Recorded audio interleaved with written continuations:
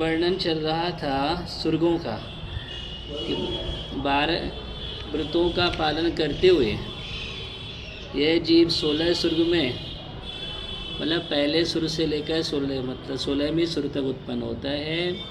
और वहाँ पर स्थिति क्या होती है, सोकर उठे हुए राजकुमार के समान वह देव शंख आदि बाजों के मधुर शब्दों से जागकर देव विभूति को देखकर और आश्चर्यचकित हृदय होकर इधर उधर देखता है, क्या यह स्वप्न दर्शन है अथवा नहीं। उसको बड़ा आश्चर्य होता है, मैं कहाँ आ गया हूँ। इस प्रकार विकल्प करता हुआ वह जब तक बैठता है कि उसी क्षण स्तुति करते हुए आत्मरक्ष आदि देव आकर जय, जीव, नंद, वर्धस्स इत्यादि स्रोत सुक्कर सुंदर शब्दों से नाना चाटुकार करते हैं। सभी सैकड़ों अप्सराएं भी उनका अनुकरण करती हैं। जो आत्मा तिर्यक लोक से शरीर छोड़कर स्वर्ग में उत्पन्न होते हैं, वे मात्र वहाँ पर अंतर्मुहूर्त में ही सुंदर युवक के शरीर को प्राप्त कर लेते हैं।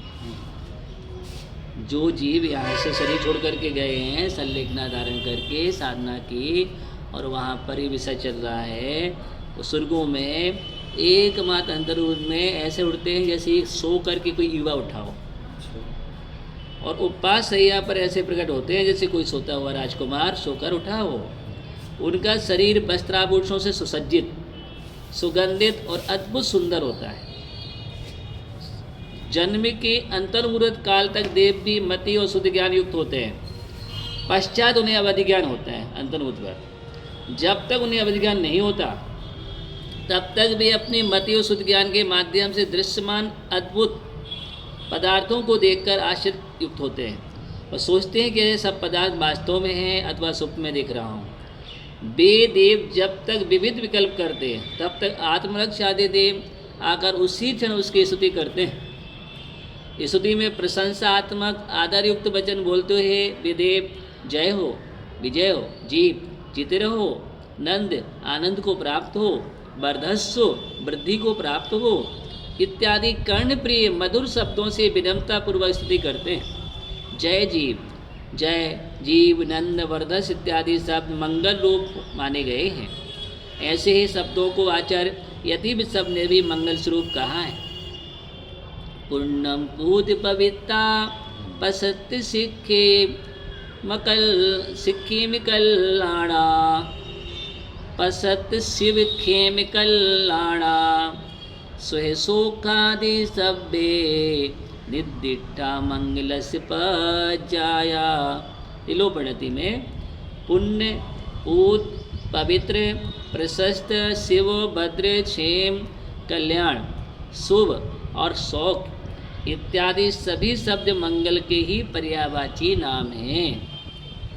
पुण्य कहो या पूत कहो या पवित्र कहो या प्रशस्त कहो, शिव कहो, भद्र कहो, क्षेम कहो, कल्याण कहो, शुभ कहो, शौक, ये सभी मंगल के पर्यायवाची नाम है। कहाँ लिखा है? तिलोपणति में। जब तक आत्मरक्ष, अभियोग, पार्षद आदि जाति के देव से उत्पन्न हुए पुण्यवान जीव की स्तुति करते हैं, तब सैकड़ों अप्सराएं उनकी नियोगिनी देवियाँ, परिकर की देवियाँ भी आकर उन देवों का अनुकरण अर्थात स्तुति करने लगती हैं। अब बतला रहे हैं स्वर्ग में शासन, पूजन एवं सुखानुभव। अंतर्मुहूर्त बाद तत्काल दो ज्ञान हुए थे। अंतर्मुहूर्त के बाद अवधि ज्ञान हो जाता है, लिखा तो इसमें। मति शुद्ध ज्ञान तो जन्म से है, मति शुद्ध ज्ञान के माध्यम से अंतर्मुहूर्त तक, जन्म के अंतर्मुहूर्त काल तक देव मति शुद्ध ज्ञान युक्त होता, उसके बाद अवधि ज्ञान हो जाता। ये बतला रहा है इसमें, यहाँ व्याख्या में लिखा है। इस प्रकार देव और देवांगनाओं से स्तुत किया गया वह देव सहसा उत्पन्न हुए। अवधि ज्ञान से अपना सब वृतांत जानकर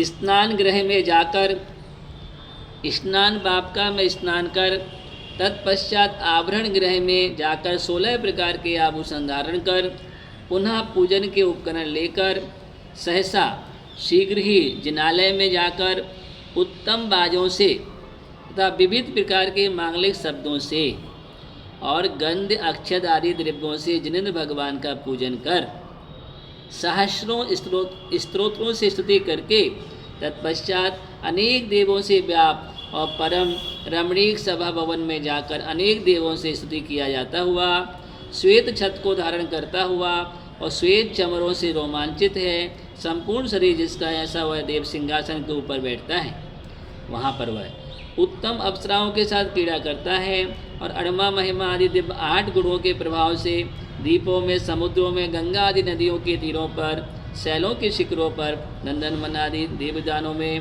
अस्खलित प्रतिबंधित बंद रहे गमनागमन करता हुआ आनंद करता है। स्तुति किया हुआ वह देव विस्मित चित्त इधर उधर देखते हुए विचार करता हुआ अंतर्मुहूर्त काल तक ठहरता है। पश्चात उसे अवधि ज्ञान प्राप्त हो जाता है। सभी देवों और नारकियों को अवधि ज्ञान जन्म से होता है, अतः उनका देव या नारकी होना ही अवधि ज्ञान में कारण है। मनुष्यों में तीर्थंकरों को छोड़कर किसी को भी जन्म से अवधि ज्ञान नहीं होता। मनुष्य और पशु गुण प्रत्यय अवधि ज्ञान प्राप्त कर सकते हैं, गुण के माध्यम से वृत्त। हाँ, तिरंचु को भी है, लिखा तो है, उपसम जो निमित्त ज्ञान होता है ना, गुण प्रत्यय, उनको भी हो सकता है। सम्यक दृष्टि है, उसकी विशुद्धि भाव और गुणों के माध्यम से, मतलब व्रत नियम के माध्यम से, मतलब सभी को होता है ऐसा नहीं है। अवधि ज्ञान प्राप्त होते ही वह देव अपने संपूर्ण वृत्तांत को बिना किसी से पूछे स्वयं ही जान लेता है। पंचम काल में वह पंचम काल में, इस काल में तो नहीं होता है, और होता भी है अंतिम अवधि ज्ञानी मुनि, लेकिन उस समय होता है, ऐसा आगम का उल्लेख है, जिस समय कल की राजा होता है। तो 21,000 वर्ष में, हजार वर्ष में कल की होता है, तो उस समय किन्हीं मुद्राज को अवधि ज्ञान होगा, ऐसा है। कुछ समय के उसी समय होता होगा, ठीक, उस समय अवधि ज्ञान।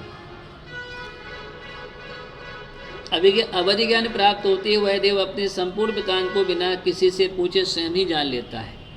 वह यह जानने के पश्चात कि मैं जिनेंद्र पूजन के प्रभाव से, सबसे जिन भगवान के पूजन के प्रभाव से, जिन धर्म के प्रभाव से अथवा सम्यक आचरण के प्रभाव से देव हुआ हूँ, वो 5 सैया से शीघ्र ही उठकर स्नान गृह में जाता है।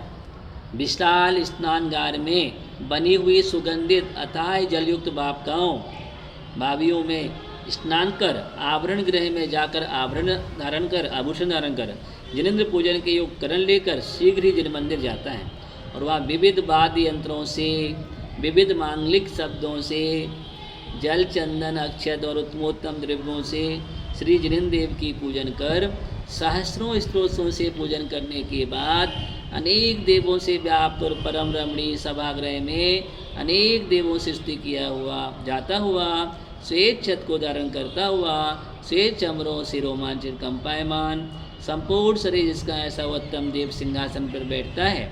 अड़मा, महिमा, लगमा आदि रिद्धियों के प्रभाव से जम्बूद्वीप आदि द्वीपों में, लवण समुद्र आदि समुद्रों में, गंगा आदि नदियों के तट पर, पर्वतों के शिखरों पर, नंदनवन आदि देव उद्यानों में विधिवत रहित होकर गमनागमन करते हुए उत्तम अप्सराओं के साथ क्रीड़ा करता है। इस प्रकार ये बतला रहे हैं, वह देव आषाढ़, कार्तिक और फाल्गुन मास में नंदीसुर पर्व के 8 दिनों में नंदीसुर द्वीप के जिन चैत्यालयों में जाकर अनेक प्रकार के पूजा महिमा करता है। इसी प्रकार 5 मेरु पर्वतों पर विमानों के जिन चैत्यालयों में और अनेक पंचकल्याणकों में नाना प्रकार की पूजा करता है। इस प्रकार इस पुण्यवर्धक और आनंदकारक नाना विनोदों के द्वारा स्वर्ग में अपनी स्थिति को पूरा करके वहाँ से च्युत होता हुआ देव मनुष्य लोक में चक्रवर्ती आदि में उत्पन्न होता है।